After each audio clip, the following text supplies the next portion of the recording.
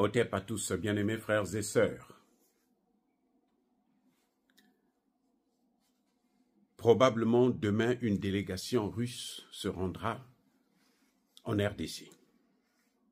En tout cas, c'est une forte délégation qui devrait être conduite par le ministre des Affaires étrangères russe, Sergueï Lavrov, et les officiers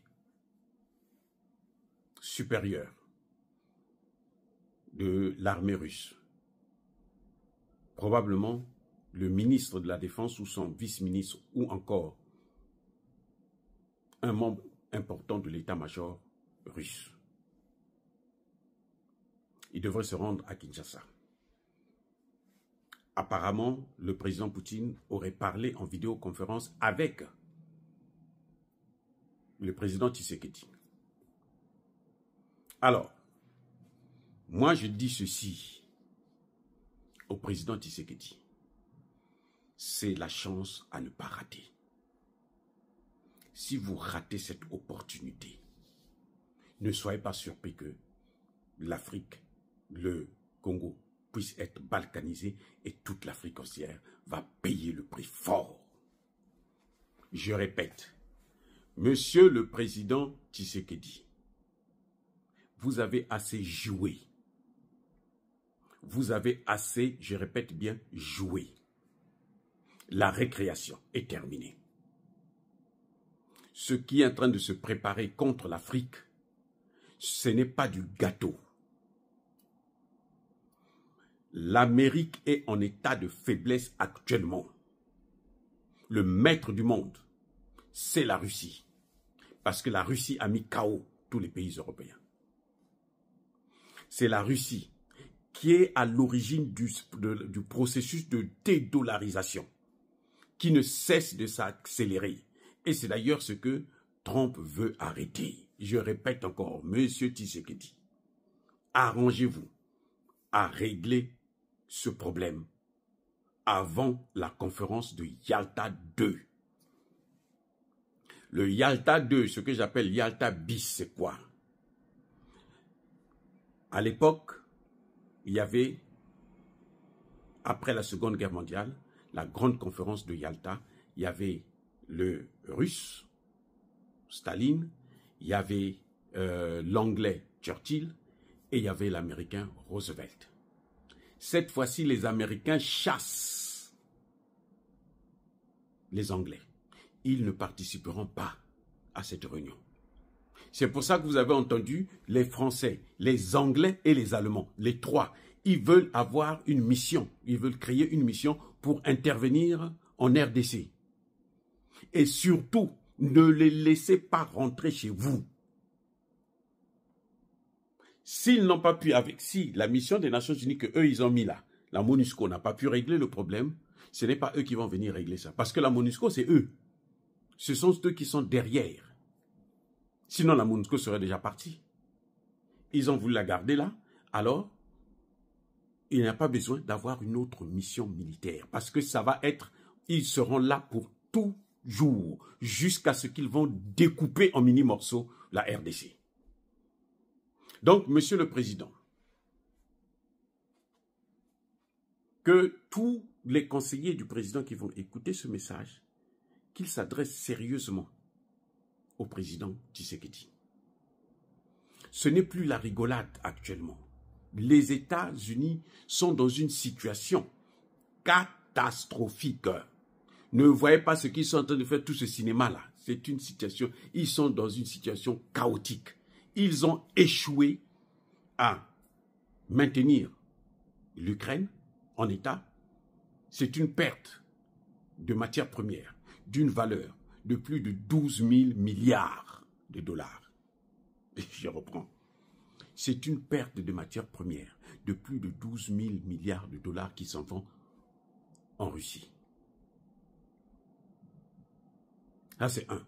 Deux, ils ont échoué à couper la Russie en mini-morceaux afin d'exploiter les matières premières immenses que la Russie a, dont ils ont besoin. 3. La Russie a répondu aux sanctions par la dédollarisation. Et c'est ça qui fait le plus mal. Si vous voulez toucher la puissance américaine, touchez au dollar. Donc, actuellement, les États-Unis sont en train de vouloir s'entendre avec les Russes pour se partager le monde, pour essayer de freiner l'avancée de la Chine. Donc, M. Tshisekedi, je vous dis, là je parle en tant que, d'abord en tant que frère, mais aussi en tant que docteur en sciences politiques. Je connais bien mon métier. Je vous dis, et je le répète encore, le problème de Trump aujourd'hui, ce n'est pas l'Ukraine, ce n'est pas n'importe... Non, c'est le dollar. Parce que si on ne sauve pas le dollar, l'Amérique va couler. Ça prendra encore du temps peut-être, mais elle va couler. Donc Donald Trump, à la rigueur, il cherche à amortir le choc. Parce que je ne suis pas sûr que Vladimir Poutine va faire des concessions à Trump. Parce qu'il sait, mieux que nous autres, que les États-Unis, c'est des gens qui ne respectent jamais les accords. Ils avaient pris des accords sur le nucléaire, la non-prolifération nucléaire. Ce sont les Américains qui sont sortis de là.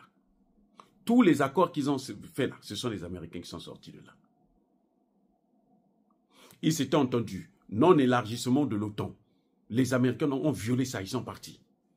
Maintenant, ils voulaient carrément arriver en Ukraine et depuis l'Ukraine attaquer la Russie.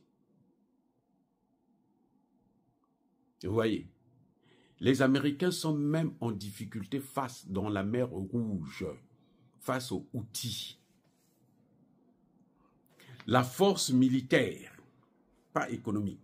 Économique, c'est le dollar. La force militaire américaine, c'était le porte-avions.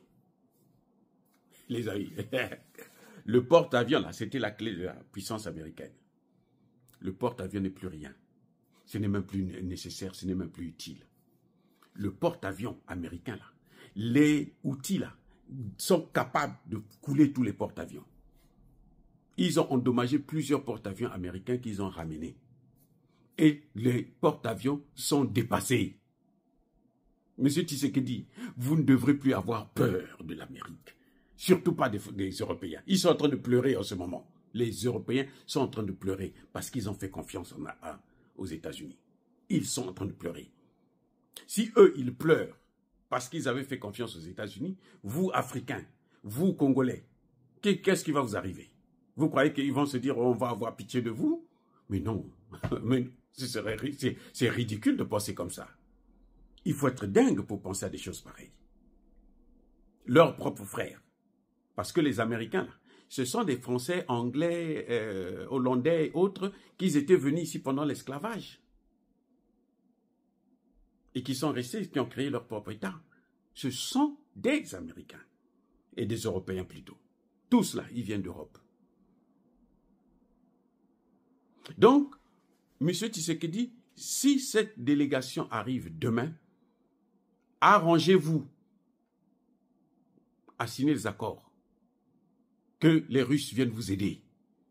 N'ayez pas peur. C'est le moment où jamais l'Amérique est affaiblie. Comment on va vous dire ça? L'Amérique est affaiblie.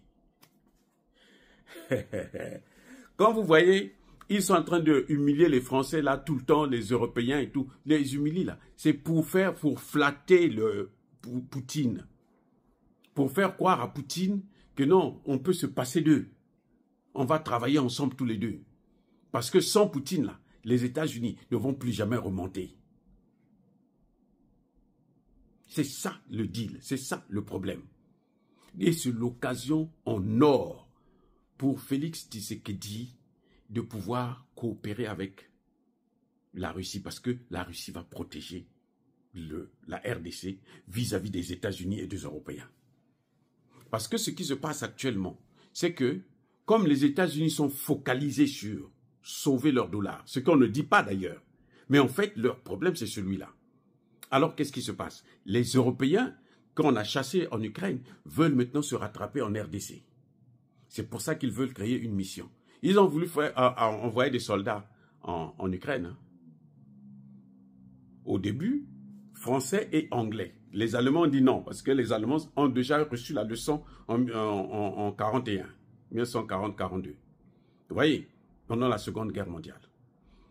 Mais les Anglais et les Français, parce qu'ils ont l'arme nucléaire, ils se disent qu'ils peuvent essayer de lutter. Or, ce qu'ils ont comme arme nucléaire, là, c'est désuète, c'est dépassé. Ils ont combien? Peut-être 500 têtes. La Russie en a combien? La Russie en a au moins 6 000. La Russie a même plus que les États-Unis. Les États-Unis sont à 5 000, la Russie sont à 6 000. Les États-Unis, eux, il faut les porte-avions pour aller frapper en Russie. La Russie peut frapper depuis là-bas.